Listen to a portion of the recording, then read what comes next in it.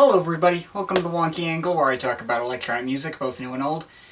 And today, finally, we're talking about the debut album from the Chemical Brothers, Exit Planet Dust. Are you ready, guys? It's finally time to talk about Ed Simons and Tom Rowland's The Chemical Brothers. This has kind of been built up for a long time, given how their last album, Born in the Echoes, was one of the first reviews I ever did.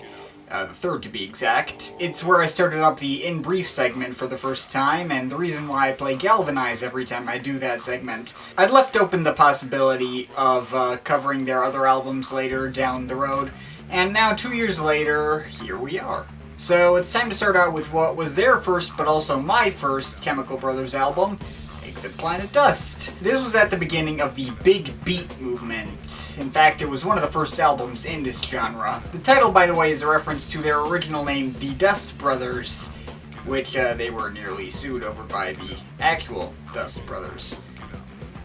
Kind of a weird story, but yeah, that happened. Chemical Brothers then decided to name themselves after a different track of theirs, Chemical Beats, and went on from there. Now, in terms of the album itself, there's really not much bad I can say about it. It combines a lot of different elements from rock and hip-hop and the then ongoing acid house scene. It's really creative and a landmark album in electronic music history. That being said, I'm just gonna have to admit right out the gate, and that from pure personal enjoyment standpoints, this is one of the lowest ranked Chemicals albums for me. Even when I first heard it, it never really clicked with me as particularly amazing. It still doesn't really get the same kind of visceral personal enjoyment out of me today as some of their other albums do. That being said, over the past couple of days I will at least admit it's become abundantly clear why this is typically considered among the best the Chemicals have to offer. It's the one that basically all of their fans, besides me apparently, seem to agree is one of their strongest. I've been listening to this album quite a bit over the last couple of days and trying to figure out what I've been missing over all these years. I'm definitely getting more of a grasp on it. Not only is it kind of objectively a classic, you know, an album that set a lot of the big beat formulas into motion and really exemplified the kind of things this genre could do and become, but just from a technical standpoint, there's nothing for me to really object to. The whole thing is really solid and well put together. Just, again, the personal enjoyment factor just isn't there all that much for me. Now, there are tracks that do get more visceral personal enjoyment out of me on this album, like the opener, Leave Home. No complaints there, starting out with that Kraftwerk sample and developing into a super driving and solid groove with some awesome guitars. It's just a really fun track to start off with right off the bat. We're just gonna work it out. I've never had any problems with enjoying this one. Going down track by track from there, In Dust We Trust may not have been a huge highlight for me initially, but it is a major grower now. I like how it's got a bunch of different hooks that come together. Once again, some great guitar work there, along with a lot of fun DJ scratches. Really has a sort of energy to it that was kind of lost to me before for some reason. Another really fun track there, so yeah. And there's Song to the Siren, which was also their first ever single initially released under their old Dust Brothers name. This track admittedly doesn't do much for me. The vocal sample from Dead Can Dance is cool, but the synths underneath get a little grating for me. But it does pick back up right after that, though, with 3 little Birdies down beats, which I mainly like for its repetitive acid house influenced synth lines.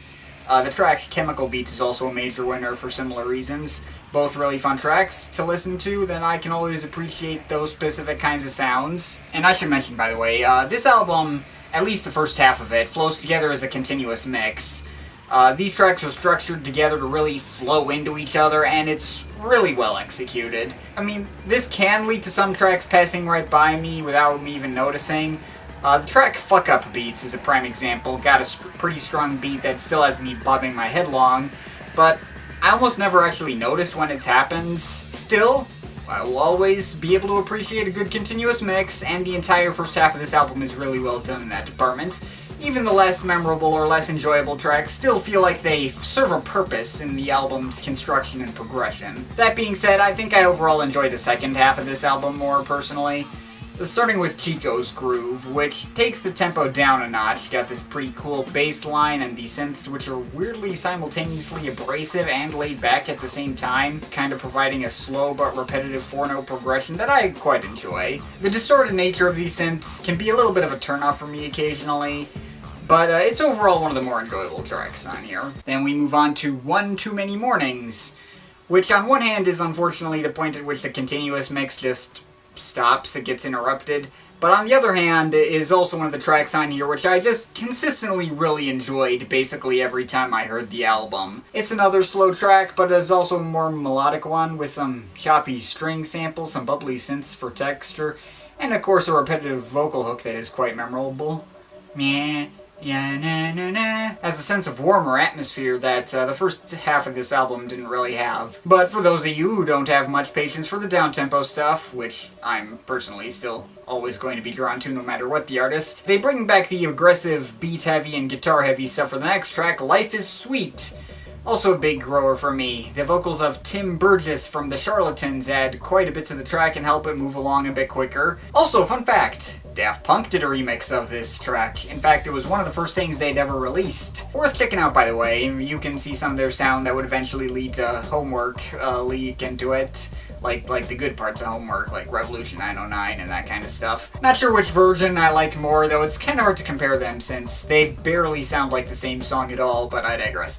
That leaves two last tracks. Playground of a Wedgeless Firm is really abstract and atonal sort of track. Still has a pretty strong beat that you can tap your foot to, but it's really weird sounding with its jumpy guitar and orchestral samples. Feels like a bit of an interlude, but it's at least one that's distinct and stands out. And that leaves our closer, Alive Alone, featuring Beth Orton, which, alongside Leave Home and One Too Many Mornings, was the other track that I never had any personal enjoyment problems. Just a really catchy track that, despite the kind of depressing lyrics and down-tempo beat, never felt weak or even like a drag to get through. Just really strong finish to this album. So yeah, as far as individual tracks go, that's about it. As I said, there's not really a lot for me to complain about for this album, like just from a technical standpoint and all that. It's really solid, there's no tracks that feel out of place or purposeless, it's really well constructed and put together, it has good variety, and as I said, it's just a huge part of electronic music history that still leaves its impact even today. But again, for me personally, I think this is just an album that I have to be in the right mood to really get into. I'm not automatically taken by its rougher and more abrasive textures, which are fun sometimes, but when I'm not in the right mood, then it's just noisy and grating and passes by in one huge blur that leaves little to no emotional impact on me. Even my favorite tracks on here, like Leave Home and One Too Many Mornings, don't hit quite the same heights for me as the standouts on a lot of their other albums. Again, it probably just comes down to personal taste. It's really difficult to pin down why one of every 4 listens I give this thing is amazing and the other 3 are tedious and unfulfilling. But I think I'm basically alone in this regard. I never see anyone talking about having this sort of experience with this album. It's not something I can ignore in my final rating, but I will say I can tell I'm in the vast minority of people who don't get much out of this, and I still highly recommend it regardless. Chances are you're likely to get more out of it than me. I still think it's a highly creative album and an essential part of electronic music history that you should definitely check out. Just for me personally, the Chemicals would go on to make better stuff. I'm overall feeling a 7.7 out of 10. But of course, it's just my opinion. You can feel free to disagree with it, but I'd like to hear your thoughts, so leave the comments in the comment thing down there. But yeah, that's pretty much it. That's all for today. See you next time.